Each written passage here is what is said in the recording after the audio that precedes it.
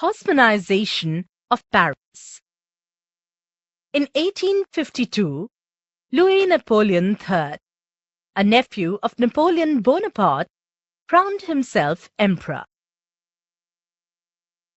After taking over, he undertook the rebuilding of Paris with vigor. The chief architect of the new Paris was Baron Haussmann, the prefect of the Seine.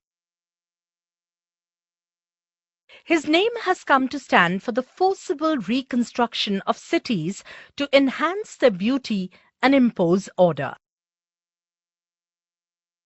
The poor were evicted from the center of Paris to reduce the possibility of political rebellion and to beautify the city. For 17 years after 1852, Haussmann rebuilt Paris. Straight, broad avenues or boulevards and open spaces were designed, and full-grown trees transplanted. By 1870, 1/5 of the streets of Paris were Haussmann's creation. In addition, policemen were employed, night patrols were begun, and bus shelters and tap water introduced. Public works on this scale employed a large number of people. 1 in 5 working persons in Paris was in the building trade in the 1860s. Yet, this reconstruction displaced up to 350,000 people from the center of Paris.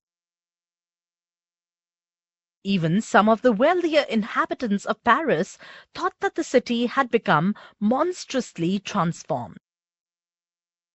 The Goncourt brothers, writing in the 1860s, for instance, lamented the passing of an earlier way of life and the development of an upper-class culture.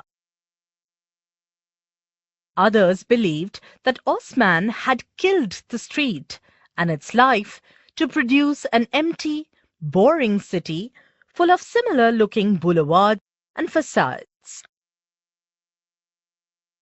In a play called Maison Neuve, written in 1866, an old shopkeeper said, "Nowadays, for the slightest excursion, there are miles to go. An external sidewalk going on and on forever. A tree, a bench, a kiosk.